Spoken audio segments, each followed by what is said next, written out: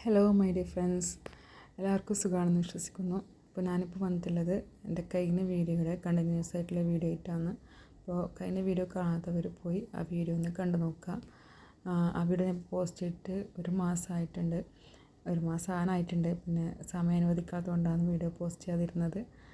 അപ്പോൾ henna 50 gram henna പൗഡറും mix ചെയ്യുന്ന വീഡിയോ ആണ് കഴിയുന്നത്. അപ്പം അതിൻ്റെ കണ്ടിന്യൂഷനാണ് ഇപ്പോൾ ഇതിലുള്ളത്. അപ്പോൾ എല്ലാവരും വീഡിയോ കണ്ടു നോക്കുക. ഇഷ്ടപ്പെട്ട ഷെയർ ചെയ്യാനും ലൈക്ക് ചെയ്യാനും സബ്സ്ക്രൈബ് ചെയ്യാനും മറക്കരുത്. അപ്പോൾ നമുക്ക് സ്റ്റാർട്ട് ചെയ്യാം.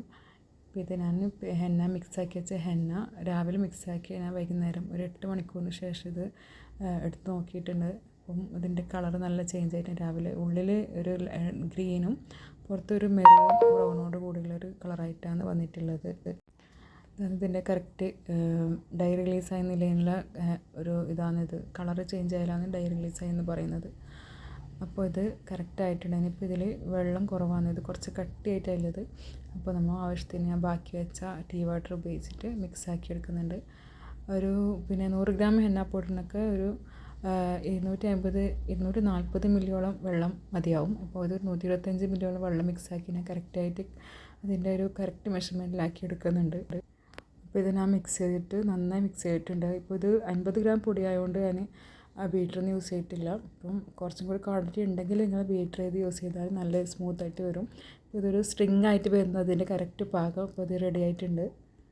ഇനി നെക്സ്റ്റ് നമുക്ക് ചെയ്യേണ്ടത് ഇതിനെ ഫിൽറ്റർ ചെയ്തെടുക്കണം. അപ്പോൾ ഹെന്ന പൗഡറിൽ എന്തെങ്കിലും ലംസോ കാര്യങ്ങളോ ഉണ്ടെങ്കിൽ അത് കറക്റ്റായിട്ട് ഫുൾ ഫിൽറ്റർ ചെയ്ത് നല്ല സ്മൂത്തായിട്ട് കിട്ടാൻ വേണ്ടി എങ്ങനെ ചെയ്യുന്നത്, അതിന് വേണ്ടി ഒരു പൈപ്പിംഗ് ബാഗ് എടുത്തിട്ടുണ്ട്, കേക്കിനൊക്കെ ഉപയോഗിക്കുന്ന. അപ്പോൾ ഒരു നീളമുള്ള ഗ്ലാസ്സിലേക്കോ എന്തെങ്കിലും നിങ്ങളുടെ കയ്യിലുള്ള അതിൻ്റെ ഉള്ളിലേക്ക് അകത്ത് സാധാരണ കേക്ക് ഐസിങ് ചെയ്യുന്നത് പോലെ ഗ്ലാസ്സിനുള്ളിലേക്ക് പൈപ്പിംഗ് ബാഗ് വെക്കുക. പിന്നെ ഒരു സോക്സാണ് എടുത്തിട്ടുള്ളത്, നൈസായിട്ടുള്ള സോക്സ് ആയിരിക്കണം. അപ്പോൾ അതും കൂടെ അതിനുള്ളിലേക്ക് അകത്ത് ഗ്ലാസിൻ്റെ പുറത്തേക്ക് കവർ ചെയ്യുന്ന രീതിയിൽ ഇട്ട് കൊടുക്കുക.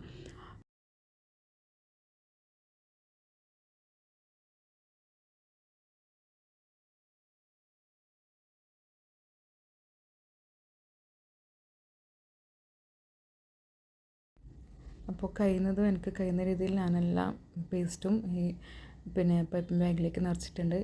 ഇനി പതിയെ സോക്സ് മുകളിലേക്ക് വലിക്കാം. അപ്പോൾ കുറച്ചൊരു ബുദ്ധിമുട്ടായിട്ടുള്ള കാര്യമാണ് എനിക്കും. ഞാൻ ഫസ്റ്റ് ടൈം ആയതുകൊണ്ട് തന്നെ ഇത് കുറച്ച് ബുദ്ധിമുട്ടാണ്.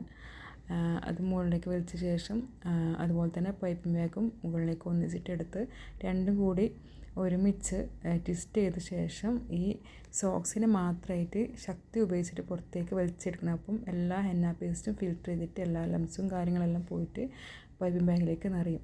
കുറച്ച് ശക്തി അടിച്ച് ഉപയോഗിച്ച് ചെയ്യേണ്ട കാര്യമാണിത്. അപ്പോൾ എല്ലാവരും സൂക്ഷിച്ച് ചെയ്യുക.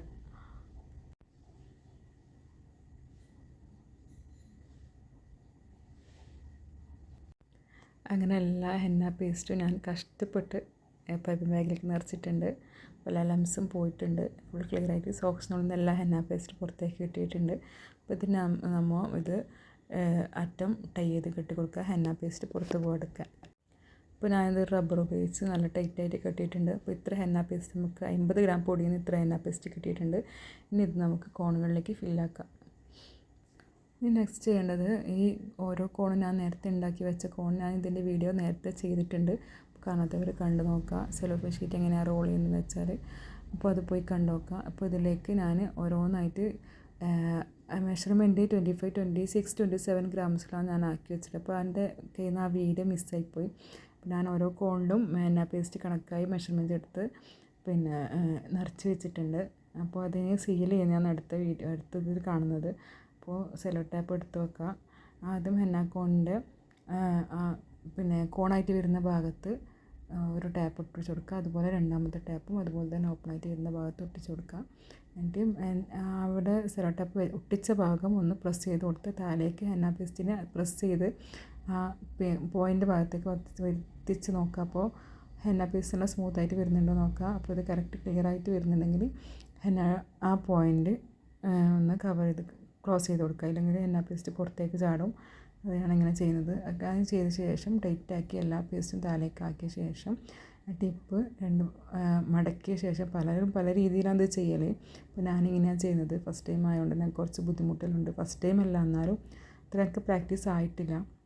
ഇങ്ങനെ മടക്കി ഇതിൽ ഞാൻ ചെയ്യുന്നത് പോലെ മടക്കിയ ശേഷം അതിന് പിന്നെ ഒട്ടിച്ചു കൊടുക്കുക. സെല്ലോ ടാപ്പ് കൊണ്ട് ടൈറ്റായിട്ട് ഒട്ടിച്ചു കൊടുക്കുക. ആദ്യം ആ മടക്കിയ ഭാഗം ക്ലോസ് ചെയ്ത് കൊടുക്കുക. അതിനുശേഷം ഒരു സെല്ലോ ടാപ്പ് കൂടി എടുത്തതിന് ശേഷം സൈഡിൽ നിന്നും റൈറ്റിലേക്കും ലെഫ്റ്റിലേക്കും നല്ല ടൈറ്റായിട്ട് ഒട്ടിച്ചു കൊടുക്കുക. അപ്പോൾ നല്ല രീതിയിൽ സീലായിരിക്കണം, ഇല്ലെങ്കിൽ ഹെന്ന പേസ്റ്റ് പുറത്തേക്ക് ചാടും. അപ്പോൾ അങ്ങനെ ഒരു ബുദ്ധിമുട്ട് വരുന്നതുകൊണ്ട് നല്ല രീതിയിൽ സെല്ലോ ടാപ്പ് ഒട്ടിക്കാൻ ശ്രദ്ധിക്കുക. പിന്നെ സെല്ലോ ടാപ്പ് നല്ല ക്വാളിറ്റിയിൽ സെല്ലോ ടാപ്പ് ഉപയോഗിക്കാൻ വേണ്ടി ശ്രമിക്കുക.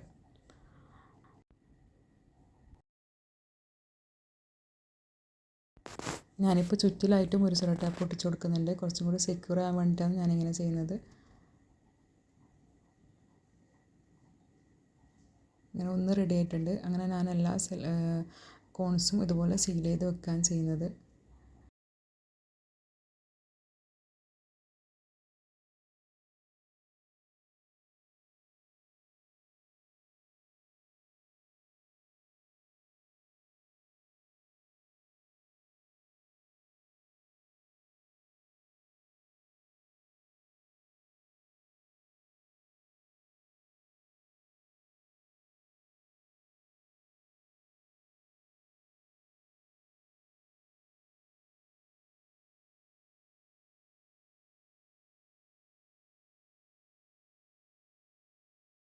അങ്ങനെ ഞാൻ എല്ലാ കോണും റോൾ ചെയ്ത് കഴിഞ്ഞിട്ടുണ്ട്. അത് ലേബൽ സ്റ്റിക്കർ ഒട്ടിച്ച് വെച്ചിട്ടുണ്ട്. അപ്പോൾ എനിക്ക് 50 ഗ്രാം ഹെന്നാപ്പൊടി നിന്ന് കിട്ടിയിട്ടുള്ളത് 7 കോൺസാണ്. ചിലപ്പോൾ അതിൽ കൂടുതൽ കുറഞ്ഞ ക്വാണ്ടിറ്റി എടുക്കുന്നവരാണ് ചിലപ്പോൾ അതിൽ കൂടുതൽ കിട്ടുമായിരിക്കും. പക്ഷേ എനിക്കിത് ഫസ്റ്റ് ടൈം ആയതുകൊണ്ട് കുറച്ച് അങ്ങോട്ടും ഇങ്ങോട്ടും മാറ്റം വന്നിട്ടുണ്ട് കോൺസിൻ്റെ സൈസിലെല്ലാം. അപ്പോൾ ഇതൊരു എയർ ടൈറ്റ് ആയിട്ടുള്ള ഒരു കണ്ടെയ്നറിലാക്കി ഫ്രീസറിൽ തന്നെ സൂക്ഷിക്കാൻ ശ്രമിക്കുക. അപ്പോൾ ഞാൻ ഫ്രീസറിലേക്ക് ഇങ്ങനെ അടുക്കി വെച്ചിട്ട് ഫ്രീസറിൽ വയ്ക്കുകയാണ് ചെയ്യുന്നത്.